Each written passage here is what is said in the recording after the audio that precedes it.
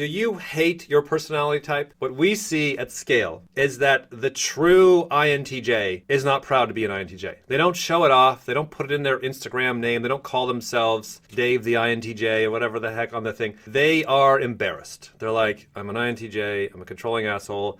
I can't go outside. I suck. What we usually consistently see is that people that are like very happy and proud to show off in their name, I am this type, this is who I am. They're usually so full of peacocking that they almost unconsciously know what type they really are, and they've kind of found this little fake type to kind of hide that. They'll very happily push this fake type to kind of trick themselves and trick anyone else who's dumb enough to believe it, right? Because if you really, really know who you are, it's pretty traumatizing.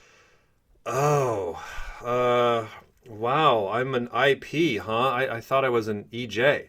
Or I'm an EP, I thought I was an IJ. And like we've consistently seen that it's pretty traumatizing for people for at least a few days for them to really process and soak in like, oh my gosh, I've been tracking myself through my demons. And that's been the consistent pattern that everybody does. Everybody does. They look at themselves through their demons. So the IJ guy thinks he's really good at learning stuff. The EJ thinks they're very great with people and they're very confident. The IP guy thinks he's out killing himself for the tribe. I mean, it's ridiculous from the outside. But when you're trapped in your own head, I get it because I've been there for a long time. You're only looking at what you see and what you care about and what affects you, and that those are your demons. You're not seeing your saviors, because those are easy and those are obvious. So consistently, I guess what I'm saying is like, it's a very normal part of the process as you start to really discover what your type is. It is like a religious experience that you have to go through with a heart of repentance. You have to be like, I accept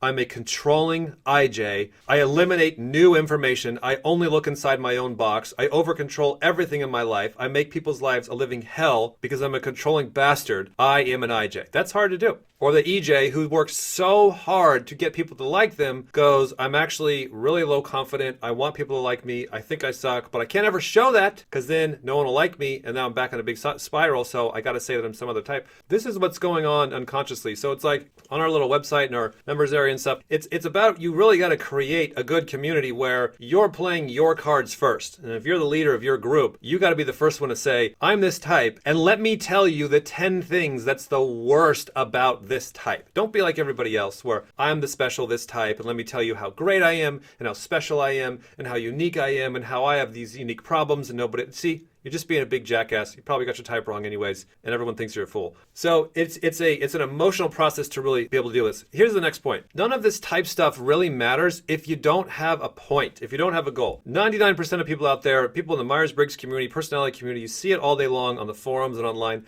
Their only point to these personality things is just to feel better about themselves and browbeat the other guy. They're not going anywhere. They're not doing anything. They're not taking any risks. They're not putting themselves out there. They're not producing anything. They're just grabbing up as much high value as they can and just patting it around them saying, look, I'm this type. That type is valuable. Therefore, I'm valuable. Versus the other people that are like, all right, look, I have to go somewhere in life. I'm determined to do something. I'm not going to live in this hell anymore. I got to get moving. And yes, I got to know what kind of car I'm driving. So when I have to fix the broken parts on the car, I know what the part numbers are. I know how to change them out correctly. I don't get the parts backwards. I got to know what kind of computer I have so I can service it. I got to know what kind of brain I have, what kind of personality I have, so I really know where I actually am weak, so I actually can strengthen it. Got everybody else out there with their type upside down. They're doubling down on their saviors because they think their saviors are their demons because they got it upside down. You know, the EP will have some revelation that what they need more of in life is more freedom. So you see the 1% versus the 99. The 1% is like, this personality stuff, it's just a tool. I don't really care that much about it. It's not tied to my identity. I humbly accept whatever the facts say, whatever type I may be, whatever type my friends say, whatever type I actually am, I want to know what it is. And the chances are, you're not going to be the type that you want to be because you want to be the type that you unconsciously think is high value, which coincidentally is usually the opposite type of what you are because, again, savior demons. Crazy, huh? So this is what we're seeing at scale. People are going through it. We've gone through it. You know, I had my type all upside down, weird and wrong for many years, so I've had to go through the same process. So just letting you know, if you've gone through that experience or you're going through it or you will go through it or you see your friends going through it, this is something that is very real. This is something we're seeing at scale. This has been something that has been holding the Myers-Briggs back for the past 50 to 75 years, is that they've known in their business model they can't come out and tell the client, hey, you're this type. And the client just with blood rage in their eyes, like, no, I'm not. That's the same type as my dad. And I don't want to be like my dad, even though I'm the same type as my dad. And how dare you say I'm my dad? Like, that's what's happening when you try and bring this to the mass public.